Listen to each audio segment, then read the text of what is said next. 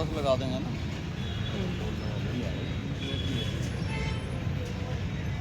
पैसे आ जाओ। ये नाम क्या है आपका? मेरा नाम संदीप है जी। आज यहाँ धरने पर बैठे हैं, क्या कारण है? धरने पे इसलिए बैठे जी, ये कुछ दानक समाज के जो जी मेरे पे झूठे आरोप लगाते हैं जी।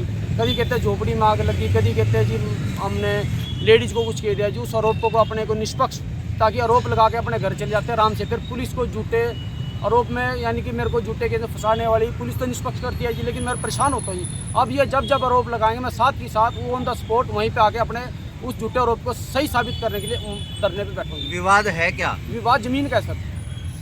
किसकी जमीन है, कितनी जमीन है? रिहायशी है जमीन? हाँ रिहायशी जमीन है जी। जमीन ना जी मैंने ये इन शख्स से ली गई है वो कह रहे हैं इस पे आपका नाम नहीं है कहीं पे भी। जी। नाम तो जी मेरी सुनो जी, इस पर नाम नहीं है ना, तो ये नाम मेरा है। अच्छा, ये देख लो क्या नाम है। अच्छा, तो इन्होंने ये भी कहा है कि जो रजिस्ट्री है झूठी करवाई है और छछरौली से करवाई है, जबकि यहाँ इंतकाल में कहीं पे भी नाम नहीं चढ़ा हुआ है। सर मैंने जिससे ली है ये है वो ये संधू साहब है। उसके बाद जो रजिस्ट्री ये कोर्ट ने इनको आदेश भी कर दिया, ये चाहे छछरौली से मेरे को नहीं पता छछरौली जी, और जिससे मैंने ली हूँ उन्होंने ये देखो कोर्ट ने सारे डॉक्यूमेंट देखने के बाद ही लिखा हुआ जी कुछ। ये कहते हैं कि वकील भी गया, जज भी गया, ऐसा तो कुछ नहीं हो सकता जी। कानून निष्पक्ष करता है जो करता है। इनके आरोपों से लगाने से कोई आरोपी नहीं बनता, इसको साबित करना पड़ता है। पुलिस के मिली भगत होने के आरोप लगाए हैं इन्होंने। पुलिस निष्पक्ष डिसीजन कर रही है जी। अगर पुलिस इनके हक में बोल दे तो ठीक है जी, लेकिन पुलिस निष्पक्ष कर दे पुलिस गलत है जी। कभी तो ये आईओ की कंप्लेंट कर देते हैं, कभी एसएचओ साहब की, कभी डीएसपी साहब की, यानी कि इनके हक में बोल दो तो ठीक है जी।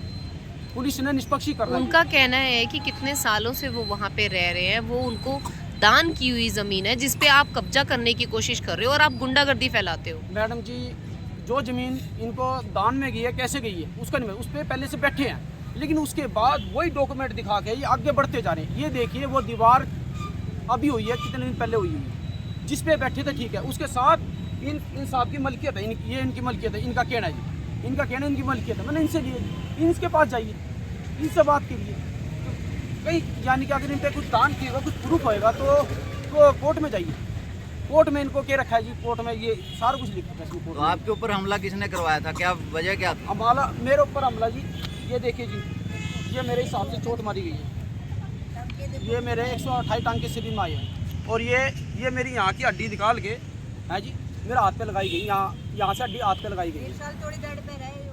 एक मिनट मम्मी, इनको आप भूल जाते हैं, मेरे को बताना अपना दुख दर्द मेरे साथ क्या हुआ। इन्होंने क्या करा जी, ज़मीन के विवाद में निक्कू नाम का एक शख्स है जो आजकल 2 मर्डर में अंदर है, उसको मेरे नाम की मारनी क्या दी मिसपारी तो मैं कह नहीं सकता जी, क्या पैसे तय हो जिस चीज़ का मेरे को नहीं पता मैं कह नहीं सकता जी। इन्होंने उससे मेरे दोनों हाथ पैर में राड पवा दी कि ये ज़मीन छोड़ दे। उससे मेरी बोलचाल भी, गाली गलोच भी उसके बाद, तो उसने मेरे दोनों हाथ पैर तोड़ दिए। उसके बाद में 8 महीने बेड पर पड़ा था।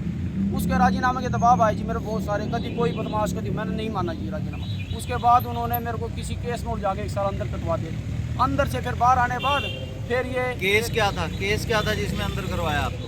लेडीज़ का केस लगा दिया जी। पहले इन्होंने वो रेप का केस लगवा दिया था, लेकिन वो अपना रेप के केस फिर मैंने सुसाइड करने की कोशिश की, लेकिन वो बच गया जी। उसके मेरे को पर्चा दर्ज हुआ था, फिर मैं वो बुक की आदत। और उसके बाद लेडी का केस लगा के फिर मेरे से पैसे ले ली गई। अब ये कि फिर कहते फिर मेरे बार पैसे लिए। उस दौरान 1 साल में मेरा फादर, मेरे 2 जीजा पूरे हो चुके। मैं उसके बच्चों का पालन पोषण करूँगा पड़ूँगा, और मेरा बड़ा भाई पूरा हो। अब ये कहते हैं कि वो ज़मीन छोड़ दे, जिससे मैंने ज़मीन ली। आप उनके पास जाइए, उनके पास जाइए, दिखाना एक बार। आप इनसे बात, किससे ज़मीन ली है आपने? इनसे ली।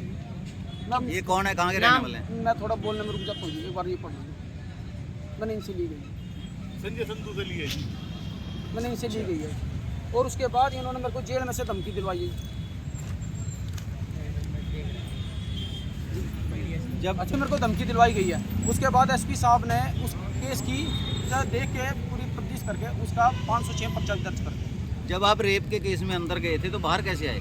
बाहर इन्होंने मेरे से पैसे लिए गए 1,80,000, 1,80,000 इसी लेडीज ने केस 1,80,000 पे लेके मेरे को फिर मेरे को बाहर आया। मेरा घर में मेरे को कुछ पाया नहीं, मेरे फादर नहीं पाए, मेरे दोनों जीजा नहीं पाए गए। और फिर एसपी साहब ने उस केस जो मेरे को धमकी आई थी उसकी छानबीन करी। जब आपने पैसा दिया, कॉम्प्रोमाइज़ हुआ, उसके बाद पुलिस के पास पेश हुए, आप शिकायत करी पुलिस की कि मुकदमा झूठा था? नहीं जी, नहीं करी। क्यों, कारण क्या रहा? कारण इन्होंने ना जी मेरे बच्चों को बुला फुसला के कुछ ऐसे एफिडेविट पे साइन करवा रखे जिससे मेरे बच्चों को दिक्कत हो जाएगी। उन्होंने सोचा किसी न किसी तरह मेरा परिवार का सदस्य बाहर आ जाए और चाहे हमको कुछ मर्जी करना पड़ जाए, कुछ मर्जी। इस मारे उन्होंने कुछ ऐसे झूठे एफिडेविट क्या कुछ कह नहीं सकता जी। अब मांग क्या है आपकी, क्या कहना चाहते हैं आप? मेरी मांग है जी, एक तो जी मेरे को इन जो बदमाशों से मेरे को धमकी आ रही है उससे मेरे को निजात दिलाई जाए। जो कि सोनू नाम का शख्स है जो निक्कू रावर की बदमाश की मुलाकात करता है अंदर जी, उसकी मुलाकात का बालों रिकॉर्ड भी आ चुका है जिसमें उसका नाम, बाप का नाम, हफ्ते में कितनी करता है, महीने में कितनी करता है, साल से क्रेडिट, वो अंदर मैसेज करता है जी किसकी टांग तोड़नी, बाँह तोड़नी, ये आके उस काम को अंजाम देता है सोनू। और उसके बाद अगर मैं थोड़ा गलत पाया जाता हूँ, अपना निक्कू की फ़ोन की रिकॉर्डिंग और निक्कू के साथ एक है उसका नाम है रिंकू है, उसकी रिकॉर्डिंग चेक की जाए बाकायदा फ़ोन की, जो अपने घर बात करता है जैसे उसकी रिकॉर्डिंग, उसमें आपको इतना कुछ मिल जाएगा कि शहर में जो उल्टे सीधे काम हो रहे हैं उनको जो अंजाम दे रहे हैं, जो सोनू की मुलाकात करता है उसका क्या मैसेज आता है, वो आपको अंजाम पता लग जाए कौन अंदर बैठे बैठे। तो जिस जमीन के ऊपर विवाद वो शहर मामला तो वो थी जिसपे बैठे है जी, उसके बाद उसके साथ इस बंदे की मलकियत है जी, जिस पे वो बैठे हैं वो शहर सामलात की जगह है और जो बाकी जगह है वो आपकी अपनी है हाँ, जिस पे वो- कब्जा करना हाँ चाहते वो मेरे अपनी है जी। उसके बाद उस पे ना कोर्ट में भी केस पाया था। अब मेरी सुनो जी, ये कहते हैं ये भी झूठा कोर्ट भी झूठा और आईओ भी झूठा, डीएसपी साहब भी झूठे, एसपी साहब भी झूठे, एक यही सच्ची कोर्ट मांगती है प्रूफ मेरे पास है जी। अब इससे ऊपर मेरे को कुछ अगर मैं फिर भी गलत पाया जाता है कि मेरे को रिमांड पे लिया जाए, मेरे को रिमांड पे लिया जाए और सच्चाई साबित लेकर एक मेरे को लिया जाए कि इनके शख्सों जो आरोप लगाता है, फिर मेरे को लिया जाए, फिर इनको, क्योंकि अच्छे गैंगस्टर हैं जो बदमाश चोर चक्के हैं, मिनट में प्रशासन की दबाव से सच्चाई से जिस तरह से आप धरने पर बैठे आपको लगता है सुरक्षा मिलेगी आपको इस तरह से? नहीं, सुरक्षा एसपी साहब बहुत अच्छे आदमी है, पहले मेरे को इंसाफ दिया गया।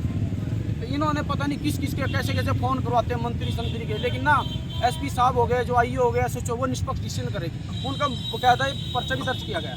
और अब भी मेरे पे दबाव, बाकी व्हाट्सएप कॉलिंग पे भी आई है धमकी, लेकिन मैं उसकी छानबीन करवा रहा हूँ कहाँ से आई है जी।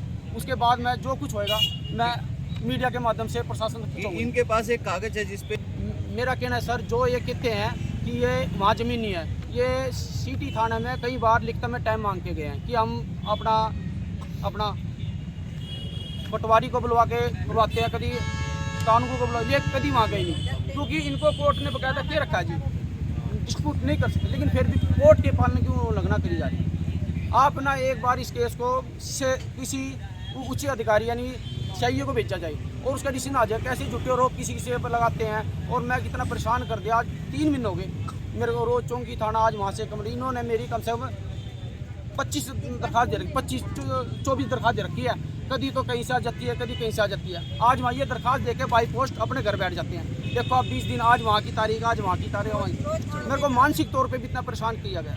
अगर मेरे कुछ हो गया ना, कल नहीं ये जिम्मेवार है मेरे। और एक जेपी शेखपुरा पहले भी जी, अभी किसी मीडिया के, कौन है जेपी शेखपुरा, कौन है? जेपी शेखपुरा एक वकील है जी, उसका काम वकालत है जी। जैसे वो ऐसी केस पकड़ता है जी, डिस्प्यूट कोई ज़मीन का हो गया, कोई एक्सीडेंट में मर गया, उससे इधर तेरे इतने दिलवा दूंगा पैसे, वो काम कर रखा जी। वो ऐसी क्यों पकड़ता है? और जेपी शेखपुरा बाकी मीडिया के माध्यम से सबको पता ही है, उसके पास एफआईआर भी दर्ज हो चुकी है उसकी जी। अब जी और कोई मेरे पर आरोप होता है, मेरे पूछा जाए उसका, ताकि मैं बता सकूँ जी मेरे साथ क्या हो रहा है जी। अब भी ये बैठी है सब कुछ जिसकी पी के बिठा, दारू पी के ला रखी, दिहाड़ी पे ला रखी। इन्होंने तो आपके ऊपर इल्जाम लगाया कि आप नशाखोरी करते हैं, नशा बेचते हैं।